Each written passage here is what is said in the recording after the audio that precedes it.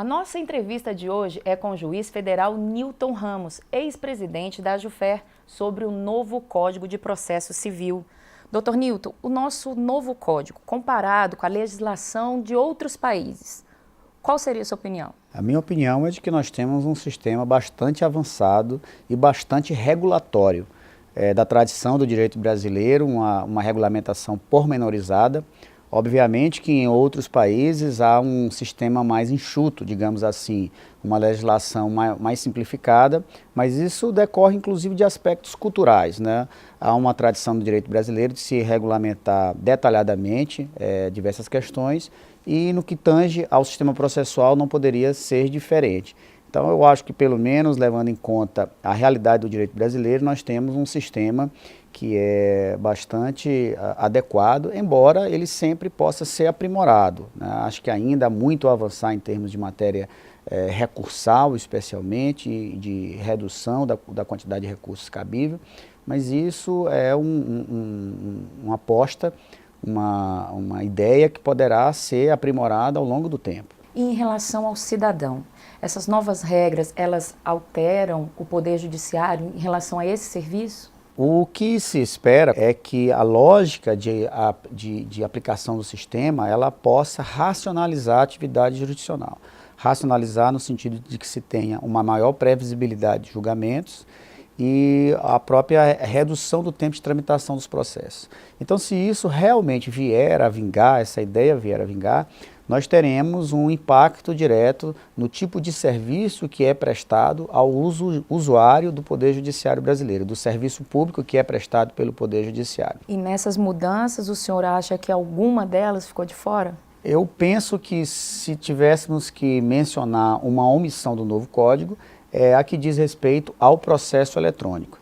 Obviamente que os defensores do novo código dizem que essa omissão foi uma omissão deliberada. Se entendeu que não caberia ao novo código regular as matérias atinentes ao processo eletrônico, mas eu penso que o processo eletrônico ele é uma realidade, vem sendo implantado de maneira generalizada no Poder Judiciário brasileiro, a partir de uma iniciativa do Conselho Nacional de Justiça desde o ano de 2009, e acho que o Código, até por uma questão de coerência e uniformização de procedimentos, deveria ter regulado questões básicas, como a forma de acesso à justiça via processo eletrônico, a contagem de prazos, a forma de intimação, como se daria a comunicação dos atos processuais. Acho que, de certo modo, o Código deveria ter tratado desses temas, mas a opção, penso eu, que foi feita no sentido de se omitir essa regulamentação, foi para que o tempo de tramitação do processo legislativo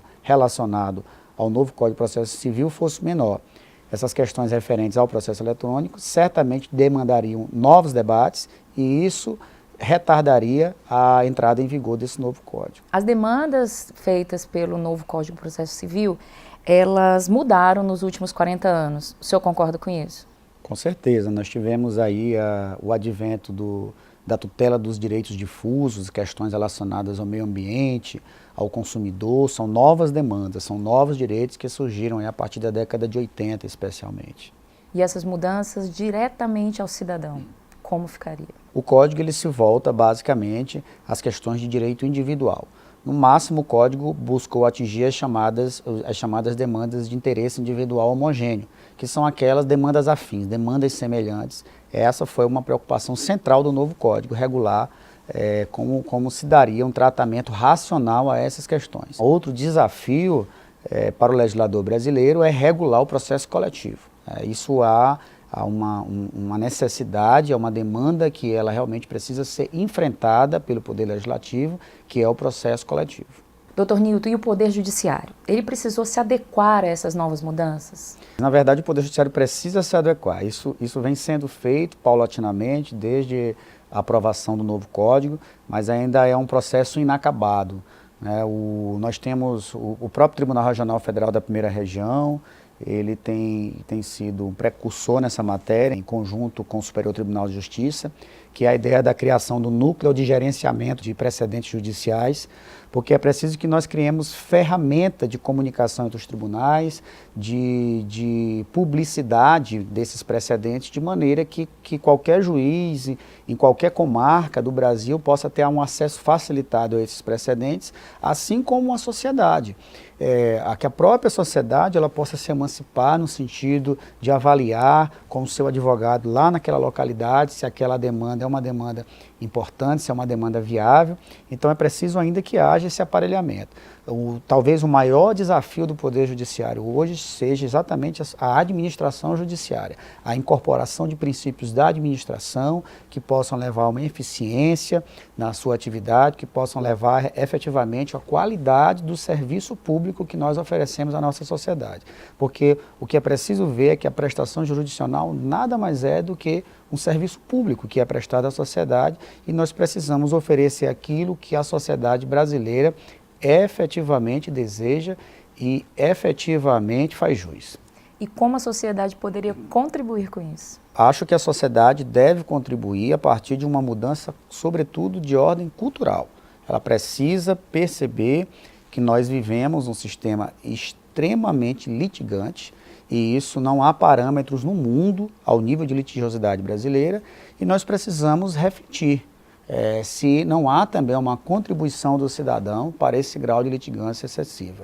A sociedade precisa dialogar, precisa reconhecer, o cidadão precisa reconhecer quando ele tem razão, quando ele também está equivocado, quando há um acidente de trânsito. Será que necessariamente aquela questão precisa ser levada ao Poder Judiciário?